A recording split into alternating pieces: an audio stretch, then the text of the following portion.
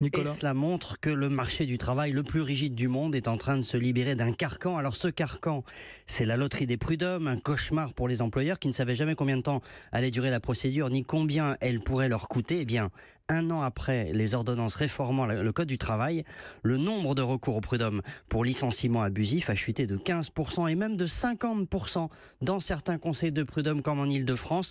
N'en déplaise à ceux qui ont défilé dans la rue contre cette réforme et qui étaient d'ailleurs de moins en moins nombreux au fil du temps, eh bien c'est une excellente nouvelle. Pourquoi c'est une excellente nouvelle? Eh bien parce que d'abord, contrairement à ce que prétendaient les opposants à la réforme du Code du travail, elle ne s'est pas traduite par une envolée des licenciements.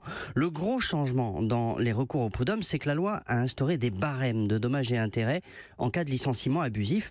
Et certains syndicats disaient, maintenant qu'il y a un barème, les entreprises connaîtront à l'avance la facture et donc il va y avoir un tsunami de licenciements. Eh bien c'est faux, ça ne s'est pas produit. Il y a même au contraire des effets positifs sur les embauches? Exactement, c'est la deuxième bonne nouvelle qui devra être confirmée, il faut être prudent.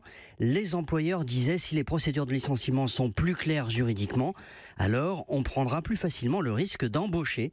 Les syndicats n'y croyaient absolument pas, ils disaient que c'était une blague libérale. Eh bien ils avaient tort, ça se vérifie.